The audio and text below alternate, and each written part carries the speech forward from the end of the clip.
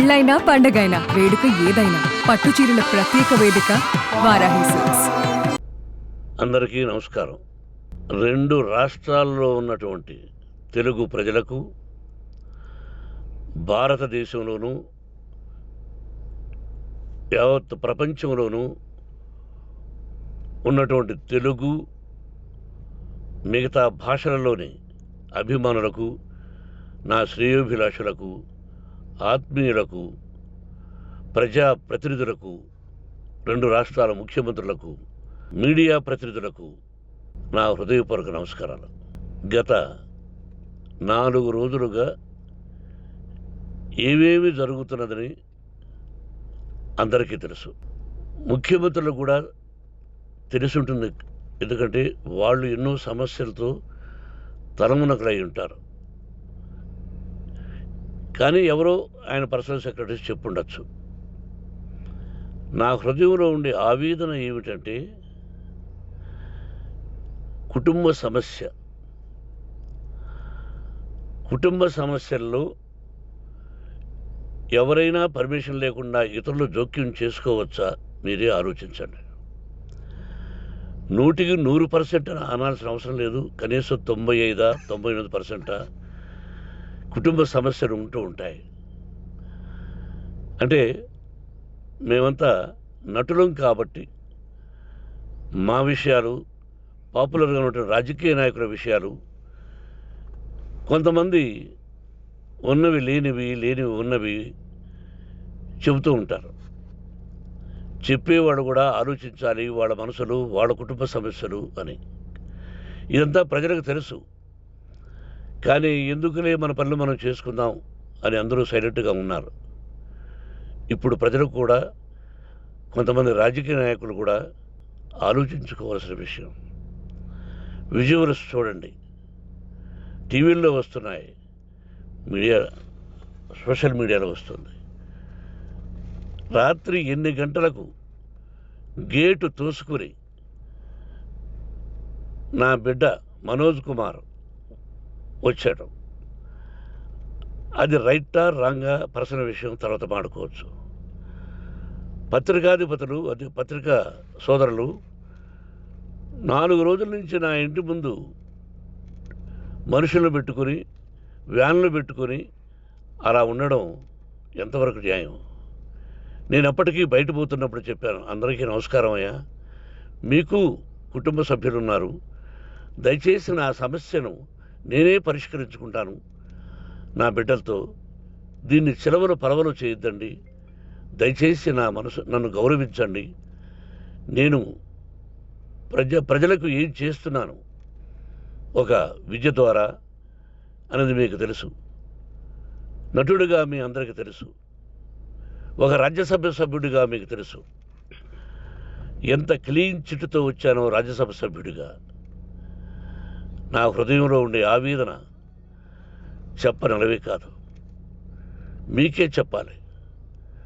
ఈ రోజున ఈ మీడియా సోదరులు ఎంత కల్పితాలు, ఎంత నెగటివిటీ నన్ను గురించి చెప్తున్నారో మీ అందరికీ తెలుసు. దానికి నేను బాధపడడం లేదు. మీరు ముఖ్యంగా తెలుసుకోవాల్సింది, రాత్రుల్లో గేటు తోసుకుని, గేటు పగలగొట్టి పర్మిషన్ లేకుండా ఎవరైనా రావచ్చా? మీరే చెప్పండి. వచ్చిన వాళ్ళు అందరూ మీడియా సోదరులా, లేకపోతే ఇంకెవరైనా నా మీద పగ, రాగద్వేషాలతో ఏదో ఒక ఛానల్ చేతులు పెట్టుకుని అలా వచ్చి ఉంటారేమో సందేహం. కానీ వాళ్లను కొట్టాలని, తిట్టాలని మనసా వాచ దైవ సాక్షిగా నేను అలా ఆలోచించేవాడిని కాదు. ఎందుకు? వాళ్ళు ఉద్యోగస్తులు, నేను కూడా ఉద్యోగస్తునే, అందరూ కూలివాళ్ళం. భగవంతుడు ఇస్తుంటాడు మనకు కూలి. ఎవరికి ఏమిటనేది ఆయన నిర్ణయిస్తాడు. ఇది మీ అందరికీ తెలుసు. వాళ్లకు నేను చెప్పినా వినకుండా ముందు నమస్కారం పెట్టాను. అయినా అతను నేను కొట్టామనే చెప్తున్నారు తప్ప, మైక్ తీసుకెళ్ళి నోట్లో పెట్టాము, నా కన్ను పోవలసింది. కన్ను పోయి ఉంటే అప్పుడు నేను కేసులు పెట్టాలి. నా కన్ను పోలేదు, కొంచెం తగిలింది కంటి కింద, నేనే ఎస్కేప్ అయ్యాను. లేకపోతే నా జీవితం గుడ్డిదయ్యేది. అతనికి తల కాదు చెంప మీద తగిలిందన్నారు. ఓకే, ఆ చీకట్లో ఎలా జరిగిందన్నది వాస్తవమే. మైకు లాక్కోవడం, వాడు నన్ను కేకలేయడం, ఆ దీనిలో ఘర్షణ జరిగింది. నేను కొట్టిన దెబ్బ అతనికి తగిలింది అన్నారు. దానికి హృదయపూర్వకంగా బాధపడుతున్నా. అతను నాకు తమ్ముడే. ఒక తల్లి బిడ్డలం కాకపోయినా I love them, I like them. అటువంటిది ఈ రోజుకి బాధపడుతున్నా నేను. అయ్యో, అతని భార్య ఎంత బాధపడుతుందో, అతని పిల్లలు ఎంత బాధపడుతున్నారో అని నేను ఆలోచిస్తున్నా. మరి నేనెంత ఆవేదనకు గురి హాస్పిటల్లో అయ్యానో. నటించింది సినిమాలో నటిస్తాను తప్ప నిజ జీవితంలో నటించాల్సిన అవసరం లేదు. నాకున్నది ఒకటి ధైర్యం, సాహసం, నీతిగా, న్యాయంగా, ధర్మంగా బ్రతకాలన్నది నా ఆలోచన. ఎందుకు కొట్టాలి? గేటు బయటుండి నేనేమైనా అసభ్యకరంగా వాళ్ళని కొట్టుంటే డెఫినెట్గా నా మీద 50 కేసులు కాదు 100 కేసులు పెట్టి నన్ను అరెస్ట్ చేయొచ్చు. లేకపోతే నేనే పోలీస్ స్టేషన్కి పోయి, అయ్యా, ఆవేశంలో నా ఇంటి బయట ఉన్న వాళ్ళను కొట్టాను, నాది తప్పే అని పోలీస్ స్టేషన్కి ధైర్యంగా పెడతాను. కానీ ఇంటి లోపలికి వచ్చి నా ఏకాగ్రతను, నా మనశ్శాంతిని భగ్నం చేశాడు. ఆల్రెడీ నా బిడ్డ చేస్తున్నాడు. అయినా నీ కన్నబిడ్డ, ఎప్పటికీ నీ కన్నబిడ్డే. ఏదో ఒక రోజున న్యాయం జరుగుతుంది, మేము కూర్చొని మాట్లాడుకుంటాం.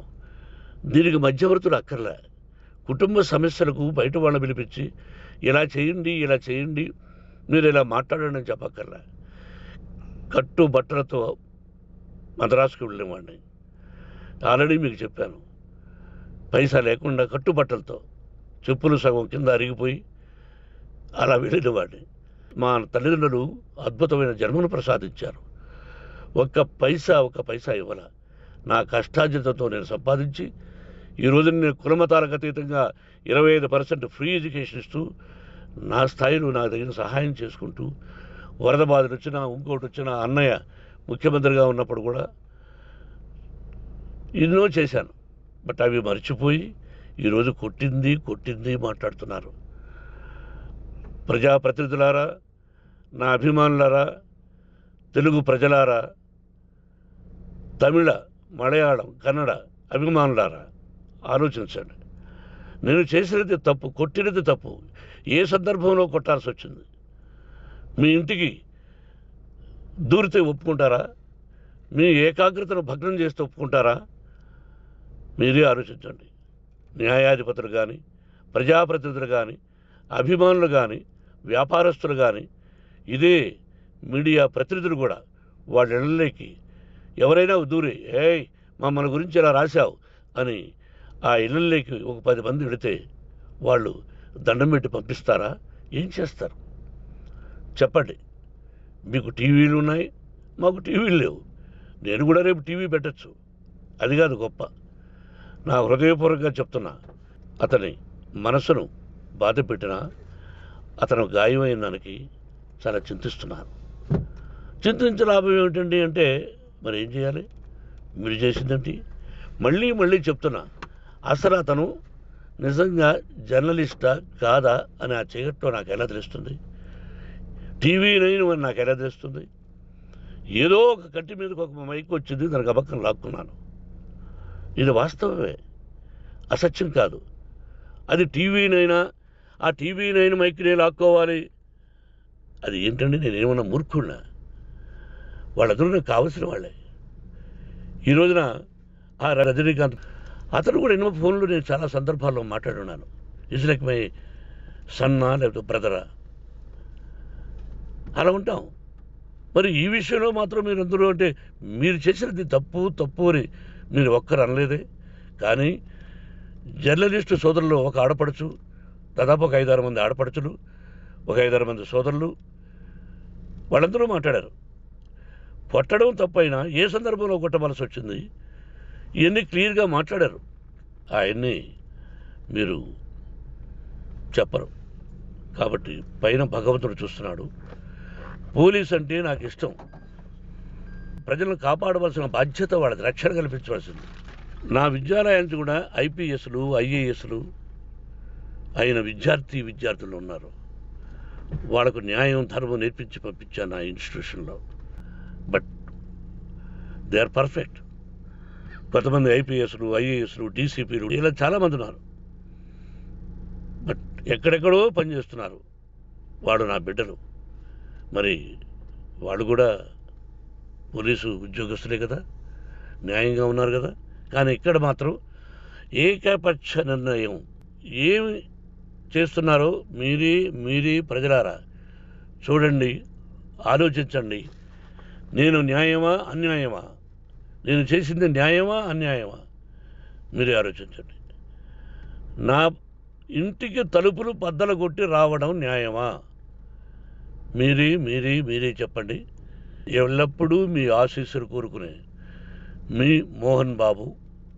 నమస్కారం. సుమన్ టీవీలో మీ పర్సనల్ అండ్ బిజినెస్ ప్రమోషన్స్ కోసం కింది నెంబర్కి కాంటాక్ట్ చేయండి.